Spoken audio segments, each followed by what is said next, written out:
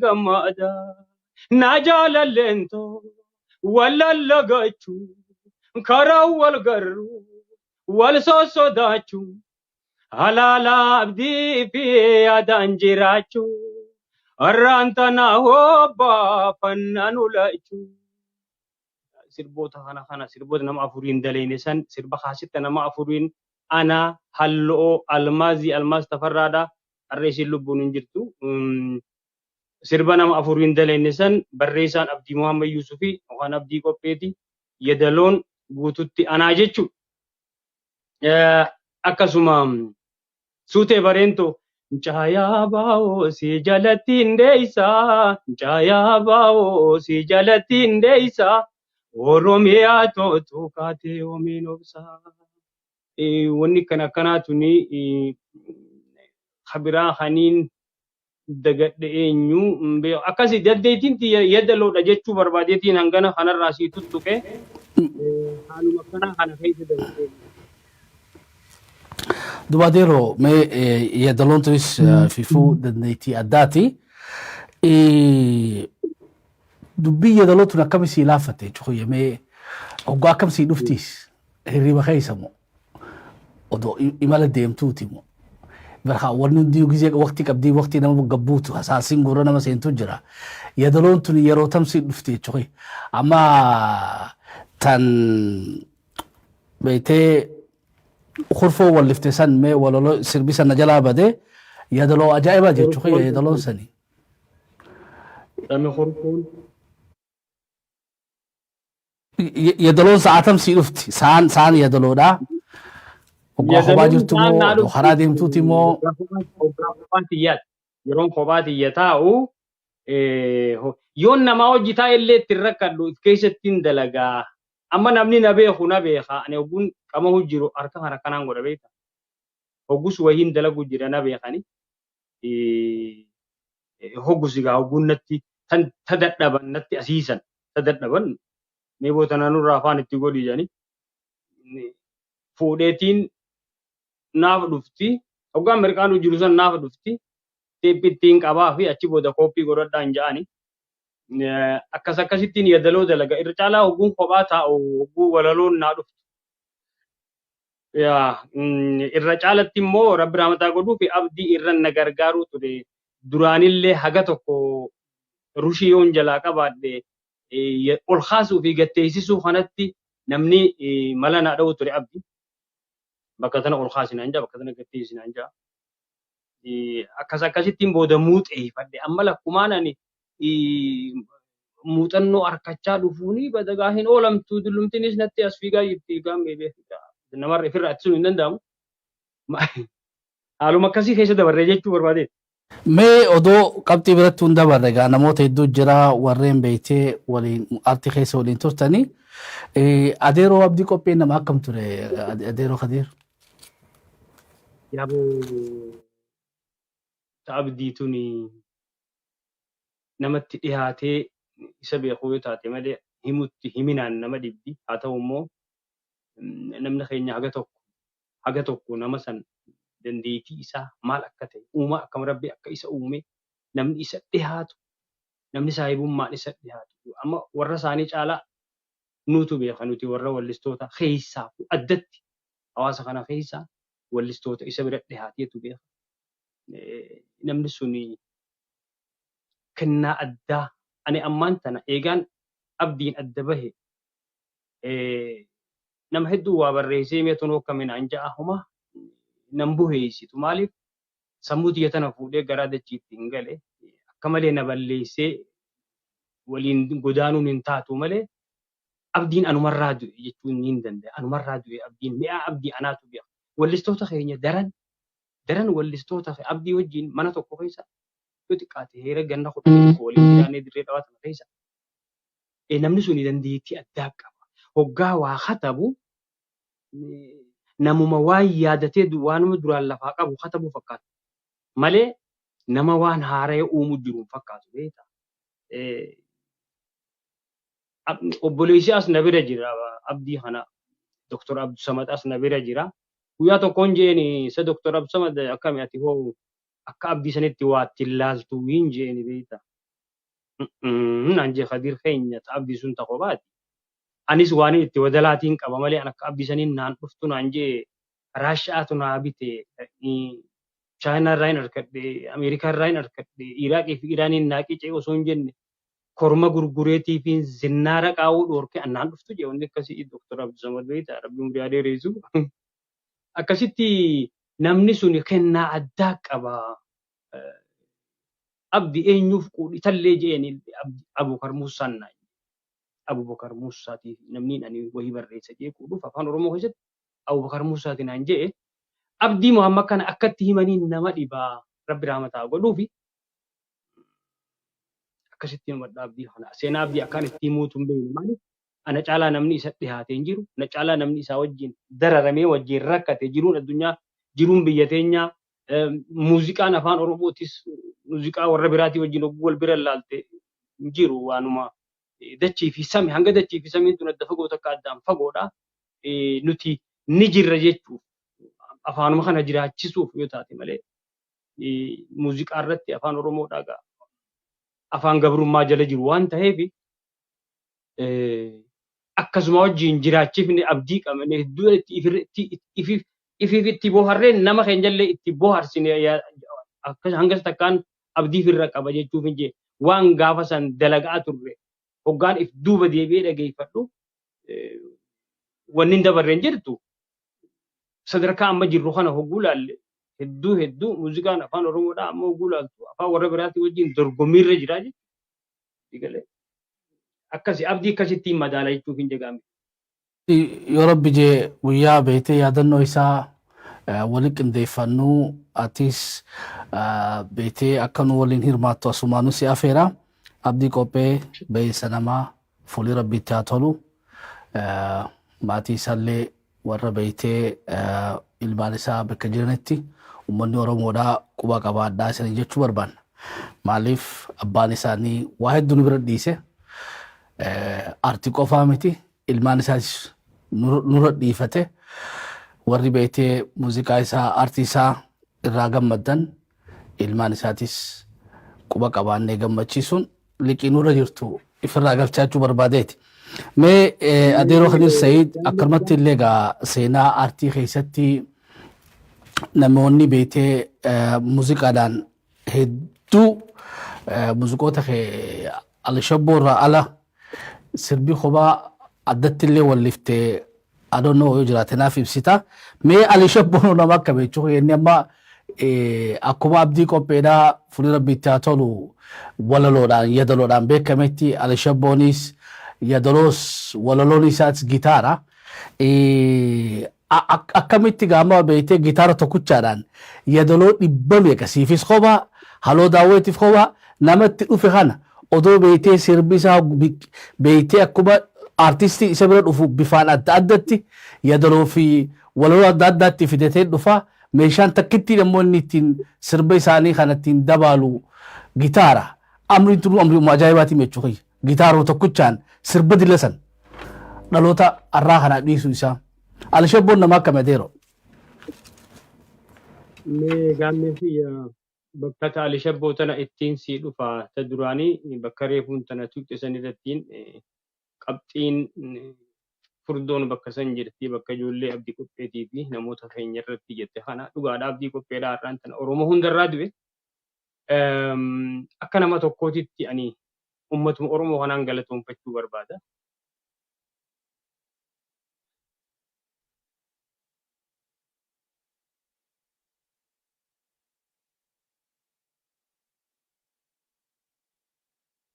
Ummatuma Oromoo kanaan galatoonfachuu barbaada. Gaammee kiyya maaliif jennaani xiqqoo waatu na bute. Oromoo tana galatoonfachuun barbaada. Biyya tana eegaan dhufe maa nama torba keessaan jira. Siistamni biyya tanaallee hin dafee namaan galu. Haa ta'u immoo halluu daawweedhaa tana silaa osoo maallee inni nama fayyise halluu daawwee qaata jechuudha.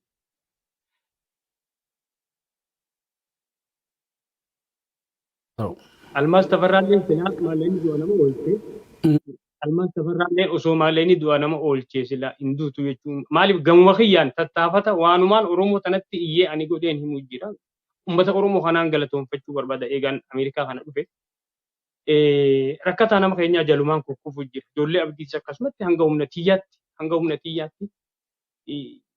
nama kana tokkoon irra deemeetuma yaaboo waan akkanaa jira jedhee yookaan jee namni na jalan deeffatu ka dhibba na kennu ka dhibba shan na kennu nama kana walumaan ga'uun hin dandeenye malee hatta waalilan kiyya warra na boodaa jiru dukkanaa san keessatti hafanillee takkaa jalaa hafeen beeku jechumaaf siin jee kukkufaatiin jira. Haa ta'u ammallee namoonni keenya hedduun nama ka fiiguu danda'u ka ijaan arku fiigeeti dalagatee fuulillee taatu dhagaallee uuma takka bar furnuma takka illee yoo harkate humna isaatti saniin jiraachuu danda'a yookaan butatee illee nyaachaa dura fiiguu danda'a. Warra kafalmataa kanafa nama keenyaan hamma nu danda'ametti jaluma kukkufaa jirra. Falmataa kanafallee namni akka dagatu hin daganne akka namni isa yaadatu wanna ja'a.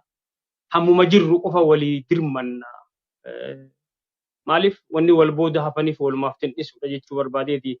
Bakka tanatti ummata keenya ummata Oromootiin galatoomaa jechuu barbaadeeti. Ummata hoggaan ani ka'ee boo'ee dura gattaa'e waanuma keeshaa qabu na kennu. Abaluu fi hogguun jee gargaarsi har'aa kun abaluuti har'a haallooti har'a kan ijoollee abdii qopheeti har'a kan falmataati har'a kan abaluuti hoggaan jee namni akkasitti cinachaa namni keenyaa galatoomu. Bakka abdiin Alii Shabboo tanatti hogguun deebu Alii Shabboo kana rabbiin dandeetti kophaa takka kenne. Zamana san keessatti yookaan dhiifama bara san keessatti Alii Shabboo kuni raadiyoon Harar isaa qabatee jechuu dandeessa. Qophii filannaa sirbaa hoggaachii ja'ani yaaladaa muuziqaa yoo Alii Shabboon eegale Aadamii itti dabra Aadam Boo Khadiir Almaazi Halloo Abdii Abrahaam Usmaayyu akkasumatti sa'aan sun guutuun qophiin filannaa sirbaa odoo muuziqaan biraa jidduun seenu gitaaruma Alii Shabbootii fi dibbee qallaafootiin yookaan Ahmad Abdootiin akkasumatti irraa bu'aa jechuudha.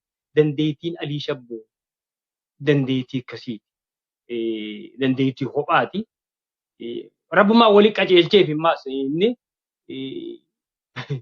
ni jira miti amma warri nootaa beeku eega waa'ee muuziqaa kana namoota adda addaatii wajjin wal agarre warri nootaa kun itti rakkatanii waan wal xiqqixxeeffatanii jira. Sagaleen Khadiir maali? Sagaleen Aadam maali? Ali Birraa maali? Akkasitti beeka warri nootaadhaa sagalee sana hubbuu duraati walli bitu achirra qabatanii. Ali Shabboon numaa wajjin daakaa darashuma jechuun nama ooruu seenee numaa wajjin daakaa tasaatunis ta kophaati Ali Shabboon. Waan si ajaa'ibsiisu. Waan si ajaa'ibsiisu Ali Shabboo kennaa addaa qaba. Rabbi umurii haa dheereessu. Ali Shabboo kuni Khadiiroo naan jabee ta'anii ani fagaanaa wajjin hin rakkatu niin beekanii yaadadha kaaseta shagee ollaatiyyaa kana osoo guyya tokko teenyee wajjin shaakalan godhin Khadiiroo sirbi keenan dhubu nan dhibuuti namichi haa waraabbatu namtichuma yaammadhu naan jee namicha nuraa bitu kana nagaaritti muuziqaa beejjanii ni gaafasi osoo guyya tokko mee sirba akka hin qabdanaan hin jiini oriijinaala kaaseta guunnee namticha keessa kaatee nu biraa deemnee sigalemma anuma jala daakaa jechuun barinni anuma jala daakaa. Irena yanuma tatumo didi sinaf dadang kademan tosu didi ijin ko Allah fon ko rabbi ramadaru Allah fonisi akkasitti khaaleen cakhiyya baramma ana biradarrachu jira male sirbo ibodana deebifte hu gararasi ama galle loko nando irena yanuma tatumo sinaf dadang kademan tosu Chage ola dias gorimi bisintala shitafan bururuke huma galgalu warrafu nandibnayan gudawan simalenji kachale nabashita birambare khandu bradaradar yashim birayan tuimal badi male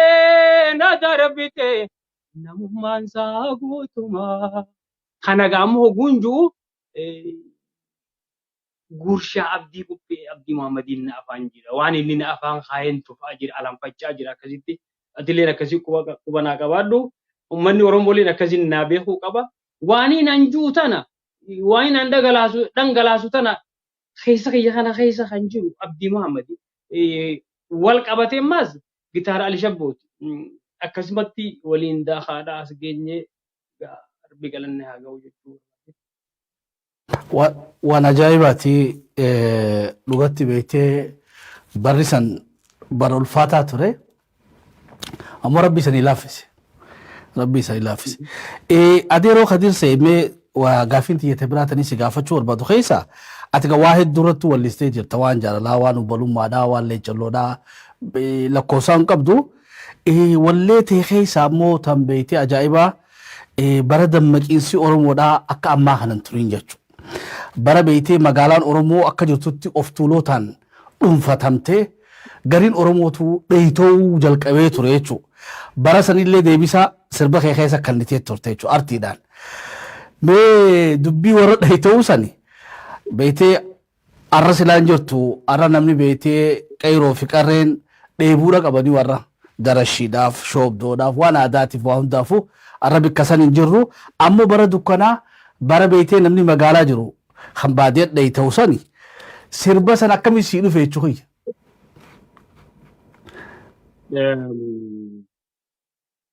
Namummaan isaa guutumaa immoo hedduudha. Namummaa isaa guutumaa kan jiru saniin baan. Namummaan isaa guutumaa kana akkuma siin jee gaanii irra deddeebi'uu natti hin ta'in malee Abdii Muhammadii namummaa garaagarummaan baadiyyaa fi magaalaa jidduu jirtu ni jirti. Fakkeenyaaf amma makiinuma keessa dhugaa teessuu namni keenya gibira amaaraa yaada yeroo miiccatee dhiqatuun qabu jiruun baadiyyaa sun jiruu horiisaati. Huccuu jijjiirrannaatis akka warri magaalaa kun gamma warri harki ga'eef ta gadiin bahuu fi ta nama keessa gadiin bahuu fi ta bakka dalagaatti hin dhaqu addaan hin qabu. Tanuma ooyiruu oolisaniin magaalaas dhaqata. Hedduu if qaqqabu tana numan dhaqqabatu haa ilmaantu jira. Gibira amaaraa jira. Namni keenya kan foon itti dharraadhaati korbeessa tumaaleessa gabbisee kan isa gaagurata akka mana jalaa qabaate san walirra kaayee abbaa lafaatiin firraa gunachuudhaaf waan akka daa'imaa waan akka yoo horii qabaatee horiin sun ilmatee raafatee ilmaaniif osoo hin jenne ifiif osoo hin jenne gunaa warra saniitiif ol kaayyata hin dhaqqabatu jechuuf hin jeef qaqqabuu tana namni keenya waan takka oguu siin jaani amma jecha tokko jira jechaa namni itti waliin arrabsu deem gabaree waan jechi tokkos numa jira beekadhu dhugaa dubbachuudhaaf. Gabarummaan tuni akka tuffiin tahini abdinaa hime ummatatti illee hime warra nama arrabsu sanillee warra nama tuffatu sanillee akka qonniti utubaa jireenyaa taate addunyaa tanarratti amma qottuu jedhamaan tana fakkeenyaaf qottuu jechuun dhugaa qamadiin gargaarsaa ofaatan ikkatti achi guuranii biyya san Afrikaa tana ittiin jiraachisan tanas qottumaa qotate bifa ammayyaatiin akka kan keessanitti guuzaan afranii lafarra horii haa baatanii malee bifa ammayyaatiin haa qotatanii malee qonniti waan gaariidha. Utubuma jireenyaati yoo qonniti tun hin jiraanne wani nimaa rabbi lafa tanaa baasu yoo hin jiraanne addunyaan akka uumaa keessa jiraachuu hin dandeenye huccuu babbareedduu suufa babbareedaa kana jibriin isaan tolchan baadiyyaarraa akka dhuftu wanni magaalaan dhaabbattee gurgurtu akka madditisiidhaa baadiyyaarraa taate kana himuu hogguu barbaadu abdi namummaan isaa guutumaa irrina waan qabu qaama baadiyyaatis namaa hin tuffatin baradhu baadiyyaanis biyyuma dhageessee arkuu baattu waan baadiyyaan taate caqasisiifiin himayyoo sii galte yoo nan jiraachuu baadde atis waan jiraattu fafaa baadiyyummaan kattinaan tuffattu jedhe. Midhaanii fi kalliilee ati dhihanaa jiraattuun anaa oomisha hurkee qotee irreetiyyaan an jiraachuu baaddu atis waan jiraattu fafaa baadiyyummaan kattinaan tuffattu achirratti bakka sanitti ilmi namaa kun ija siin laalu malee gurra siin dhaga'u qabu jedhanii hedduu waan tuffirraa qaban takka jala bu'anii qabxiin kennaniif malee akkasitti magaalaa fi baadiyyaa tana jidduu waan jiru taraaree lafa kaayee fi abdiin akkasi. Inni kiyya qophii ta'e xiqqisho sanirraa illee waan tokko haa nu dhandhamsiisu bifa artiitiin gaadeeroo beessi namaa Kadir Said waa hedduudha. Saba kanaaf beektee waa hedduu isaa fi waa'illan isaa Abdii Qophee isaa Alishabboo hundi isaaniitu waan hojii beetee rimni nyaanne duraan qaqawni nu bira dhiifatanii jiranii kunuunfachuu fi guddifachuun qooda isaaniitiif galatoonfachuun teenya. Teknishaanni kiyyoo qophii taatee xiqqishoo irraa damsiisee adeero. Yoniin kaananii humaati waan anjaaltu namummaan isaa guutumaa hir'ina waan qabu qaamaa namummaan isaa guutumaa hir'ina waan qabu qaamaa baadiyyaatiif nama baratu baadiyyaanis biyyumaa baadiyyaatiif nama hin tuuffatiin baadiyyaanis biyyumaa.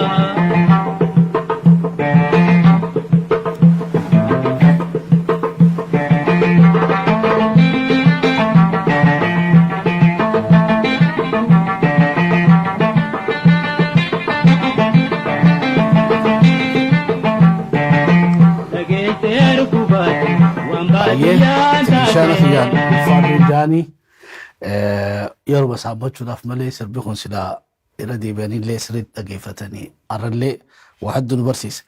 Mee adeeroo beektee qeeroo fi qarreen